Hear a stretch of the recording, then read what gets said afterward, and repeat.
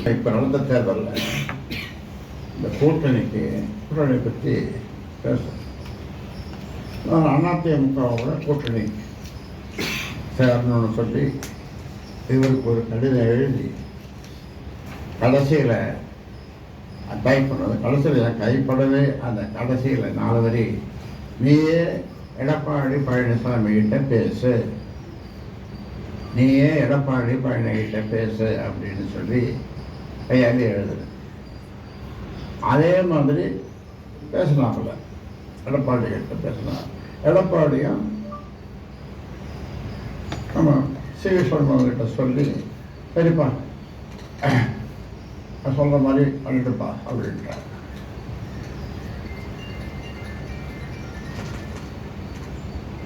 ஆனால் அன்னைக்கு அன்று ஒரு நாள்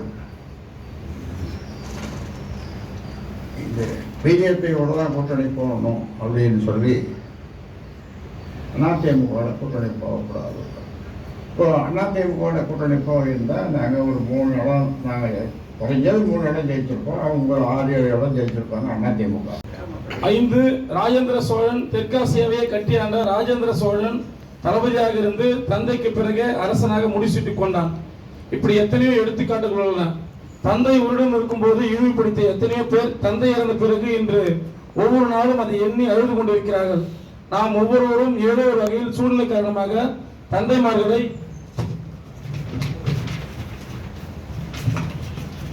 அது இனியும் தொடரக்கூடாது என்பதே நமது ஆதங்கம். சின்னவர்களின் கவனத்திற்கு ஒரு சில தமிழக அரசியல் களம் நமக்கு சாதகமாக உள்ளது. பல முனைகளில் நம்மின் தேவை மற்றவர்களுக்கு அதிகரித்துள்ளது. தொடர் தோல்விகளை சந்தித்து வந்த நமக்கு நாமே குழி பறித்துக் கொள்ளலாமா? பொதுக்குழுவில் உடனடியாக எதிர்வினையாற்றாமல் ஒரு நிமிடம் பொறுமை காத்து இருந்திருக்கலாமே சொல்லி ஒரு மாபெரும் இயக்கத்தை இருபெரும் கூறுகளாக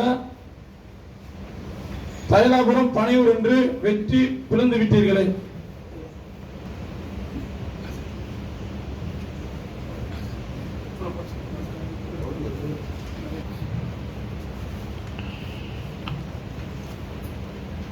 இந்த 21 ஆண்மக்கள் இந்த பிளவை ஏற்றுக்கொள்ளுமா? இதுவரையிலும் அடி உதை சிறை சித்திரவதை உறுப்புகள் உடைமைகள் என்ற லட்சக்கணக்கான பேசினாங்க. நானும் பேசினேன், அவர் பேசுறது நானே பேசுறேன். நான் போய் பார்க்கட்டுமான்னாரு. பாருங்கன்னு சொன்னேன். அவர் என்ன பற்றி நீங்கள் பார்த்துருப்பீங்க, இருந்தாலும் மறுபடியும் உங்களுக்கு கவனத்திற்கு படிப்பேன். எவ்வளவுதான் தகப்பன் மகனும் முட்டிக்கொண்டாலும் எல்லா சொத்தும் அன்புமணிக்கு வருவது போல இந்த கட்சியும் அன்புமணியுடன் தான் வரவேண்டிய கட்சி. அவரும் நடத்த தகுதியானவர் தான். ஆகவே இது 4 நாள் கழித்து ஏன் சொல்லப்படாமல் அமித்ஷா வருகிற நாளை குறித்து சொல்லப்பட்டதென்றால் இதுதான் எங்களுடைய செய்தி. திமுக அதிமுகவோடு மாறி மாறி கூட்டணி வைத்திருக்கின்றீர்கள். அதிமுகவோடு தான் கூட்டணி வைக்க வேண்டும் என்று பெரும்பாலும் இருந்திருக்கிறார்கள். அதனால் அதிமுகவோடு கூட்டணி சேர்ந்து கொள்கிறோம், அவர்களோடு இடங்களை பகிர்ந்து கொள்கிறோம், எல்லாவற்றையும் அவர்களோடு பேசிக்கொள்கிறோம். நீயும் சேர்ந்தால்தான் எங்களோடு சேர்ந்து பக்கத்திலேயே உட்கார்ந்து கொள் என்பதுதான் அவர் அறிவித்த செய்தியின் நோக்கம். அன்புமணி ரொம்ப சார்புடையவராக, பிஜேபிக்கு சார்புடையவராக சென்ற தேர்தலில் என்ன இருந்தாலும் நான் போட்ட குட்டி தானே நீ என்கிட்ட தாவர என்று ஐயா நினைக்கிறார். இந்த வயசிலும் கட்சியை நான் எடுத்து நடத்துகிறேன், நான் இருக்கிற வரையிலே சொன்னதை கேட்க வேண்டும், நான் இருக்கிற வரையிலும் சொன்னதைத்தான் கேட்க வேண்டும், கேட்காவிட்டால் போ என்று சொல்வதற்கு ரொம்ப மன ஊக்கம் வேண்டும். சாதாரணமாக தளர்ந்து விடுவார்கள் மனிதர்கள், ஆனால் அவரோ தளரவில்லை. உடல் இருக்கிறது, உடல் தான் தளர்ந்திருக்கிறது. மனதில் உடையரே மற்ற இருந்தால் போதும், வேறு எல்லாவற்றையும் தானாகவே அடையாளம் என்று. அப்பதான் அந்த அன்புமணியும் வரக்கூடாதுன்றதான் அந்த அன்புமணி இந்த பதவியை ஏற்பதற்கு தலைவர் இது அமைச்சர் பதவி, தலைவர் பதவி இல்லை, அமைச்சர் பதவி ஏற்பதற்கு எங்கள் குடும்பத்தில் யாரும் வேண்டாம்னு உட்காந்து எங்கள் குடும்பத்தில் இருக்கிறவங்களாம் என்ன போட்டு வருத்தம் எடுத்தாங்க. அப்புறம் ஜே.கே. மணியை வந்து அவரும் அவர் அன்புமணி தான் தலைவராக வரணும், இது தலைவராக வரணுன்றாங்க, அமைச்சராக வரணும் அப்படின்னு சொல்லி கேபினட் மினிஸ்டர், அதுக்கு முன்னால் ஹெல்த் மினிஸ்டர் இவர் இருந்தார், பொதுச் செயலர் இருந்தார் லலித் ஏழுமலை. லலித் ஏழுமலை முதல்ல கிடைச்ச அமைச்சர் பதவி அவருக்கு தான் கொடுத்தோம்.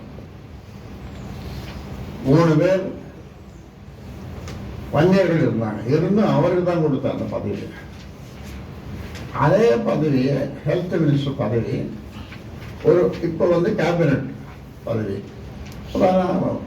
நான் செய்த சத்தியத்தின் அடிப்படையில் நம்ம குடும்பத்தில் யாரும் போகக்கூடாது, எந்த பதவியும் ஏற்கக்கூடாதுன்ற இது உட்காந்து எல்லாம் பேசுகிறாங்க, குடும்பத்தில் பேசுகிறாங்க. ஜே.கே. மணி உட்காந்து பேசுகிற இல்லை நம்ம பார்த்துட்டோம், ஜே.கே. லலித் ஏழுமலை பார்த்துட்டோம் அவருடைய செயல்பாட்டை, அதனால் அவர் தகுதியானவர் அன்புமணி தான், அதனால் அவர் தான் அந்த பதவியை கொடுக்குறோன்னு சொல்லி எல்லாரும் எனக்கு விருப்பம் இல்லாமல் எல்லாரும் இது பண்ணாங்க. சரின்னா அதே மாதிரி அவருக்கு ஹெல்த் மினிஸ்டர், அந்த ஹெல்த் மினிஸ்டர் கூட அது ராம்விலாஸ் பாஸ்வான் தான் கொடுத்தாங்க. அப்போ அவர்கிட்ட போய் ராத்திரி பூரா உட்காந்து உங்களுக்கு ஹெல்த்லாம் ஒன்றும் தெரியாது, அவருக்கு வேறு ஏதோ கொடுத்தாங்க, நான் ஞாபகம் இல்லை. அதனால் இன்னி அதுக்கு பொருத்தமான ஆள் கோலம் என்னமோ கொடுத்தாங்க. அப்புறம் நான் அதை மாற்றி இவர் ஹெல்த் மினிஸ்டர் வாங்கி கொடுத்தேன். ஒரு நாள் ராத்திரி பூரா தூங்காமல் இப்படி எல்லா சத்தியங்களையும் மீறிட்டேன். நான் எந்த காலத்திலும் எந்த பதவிக்கும் எந்த இதுக்கும் போக மாட்டேன்ற அந்த ஒரு சத்தியம் அது இன்னைக்கு வரைக்கும் இருக்குது, என்னைக்கும் இருக்கும். இப்போ ஒன்றும் இல்லை, தலைவர் பதவியை சொன்ன மாதிரி பழக்கரப்பையா சொன்ன மாதிரி இந்த தலைவர் பதவியை ஏற்றுன்னு இவர் செயல் தலைவர். இதுக்கு ஒரே தீர்வுன்னு ஒன்றா அப்பா கொடுத்த வேணும், ஐயா கொடுத்த அது ஐயா கொண்டு சொல்லணும், நிறுவனர் கொடுத்த அந்த செயல் தலைவர் பதவியை மகிழ்ச்சியுடன் ஏற்று நான் ஒரு சுற்றி வருவேன், செயல்படுவேன். அவன் என்ன சொல்றாரு அதை செய்வேன். அது இல்லாமல் செயல் தலைவரே இல்லை என்றாலும் நான் ஒரு தொடராக இருந்து இந்த கட்சியை வளர்த்தேன். இதை பற்றி உலகெல்லாம் கூப்பிட்டு சொல்லிட்டேன்னா தீர்வு தான் முடிஞ்சு போச்சு இல்லை தீர்வு. நான் செயல் தலைவராக நிறுவனர் சொல்லுகிறார், நான் சிறப்பாக செயல்படுகிறேன் செயல் தலைவராக, அவர் விருப்பப்படி அவர் தலைவராக இருக்கட்டும், எனக்கு அதில் மகிழ்ச்சி, அளவு கடந்த மகிழ்ச்சி. இந்த செயல் தலைவர் இல்லை என்றாலும் கூட நான் ஒரு தொண்டனாக இருந்து செயல்படுவேன், இந்த கட்சியை வளர்ப்பேன், இந்த தேர்தலை சந்திப்பேன் அப்படின்னு உங்களெல்லாம் கூப்பிட்டு சொல்லிட்டாருன்னா முடிஞ்சு போச்சு. கர்நாடகம் இல்லை, உலகம் போடலை, ஒன்றும் இல்லை, தேர்வு தான் தீர்வு. நல்ல தீர்வு தானே? இல்லை நல்ல தீர்வு தானே சொல்லுங்க. ஆமாம்.